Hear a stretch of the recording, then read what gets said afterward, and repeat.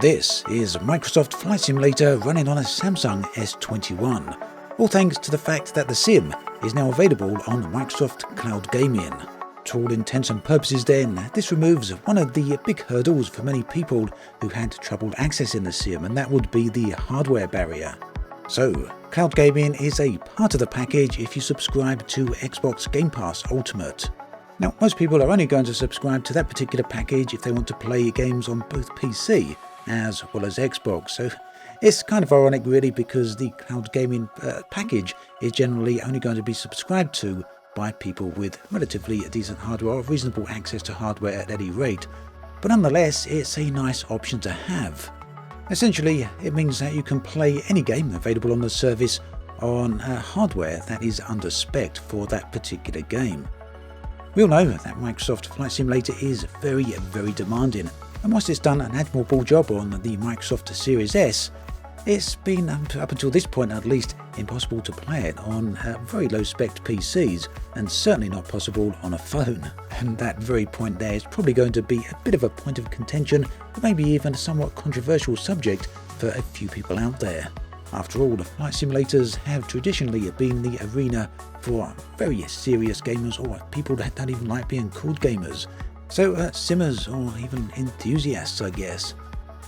Now, Microsoft Flight Simulator has, over the past couple of years, significantly dropped the barrier of entry.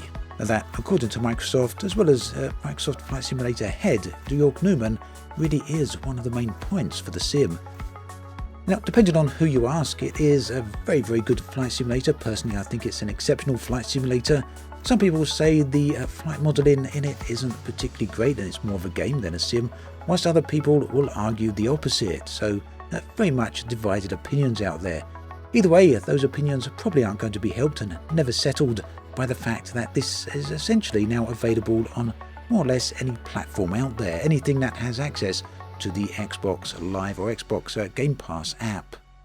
Ultimately though, whether or not someone goes out their way to seriously sit down and really get heavily involved in a massive flight on a phone or a really low-spec laptop, it's always going to be a subject of debate. For me, I think it's fine. Personally, I'm quite happy to take my underpowered laptop, my non-gaming laptop, and sit there and finally have access to Microsoft Flight Simulator regardless of where I am. And, you know, it's pretty neat to be able to play it on a phone as well. Now, in terms of the phone, you will need to have access to a Xbox or a gamepad controller of any type, one that is either Bluetooth compatible or one that can be plugged directly into your phone via USB cable. After that, you really are good to go. Now, if you've seen any game whatsoever running on the Xbox Game Cloud, then you pretty much know what to expect here.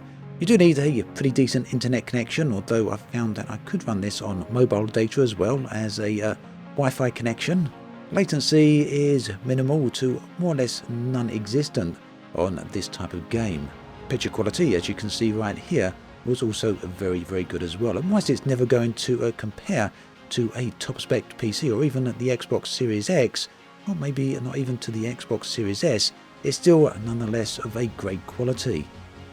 In addition to all of that, it finally means that people who own the Xbox One will also have access to Microsoft Flight Simulator now, just so long as they subscribe to the right Xbox package.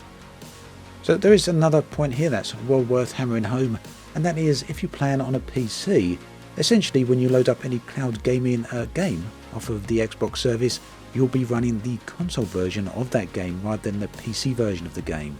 So that means it comes with everything that actually entails. In short, any PC exclusive peripherals you use will quite possibly not actually work with the Xbox Cloud version of Microsoft Flight Simulator, and yet that's because basically it's running the console version. So that's going to create a no-deal situation for some people out there. Other people perhaps won't be too bothered and will accept the trade-off. After all, being able to get into a short-haul or even a long-haul flight, regardless of where you are in the real world, is certainly a very nice thing to have, a very nice feature. Another thing that I thought pretty neat about this is that the Xbox Cloud version of the sim is always going to be up to date. So pretty much as soon as a new update releases, a new patch releases, or even if you're waiting for the whole game to download, perhaps you haven't got it downloaded, you can simply hop on the cloud version and try it out meanwhile. Very curious then to hear all of your thoughts and opinions on Microsoft Flight Simulator being available on not only cloud gaming, but also on the subject that the sim overall has significantly dropped the barrier of entry for players and simmers out there to get involved in flight sims. For me, this is a very good situation. Essentially, because the more people involved in flight sims, the more popular they've become. The more popular they become, the more money that is involved within the hobby as a whole, and that can only be a good thing. At any rate, do let me know your thoughts and feelings on this subject and indeed any other subject related to the sim in the comments section below. I'd love to hear from you. Final thought then on the cloud version of the sim. Very impressed so far. Quite keen to test out some more.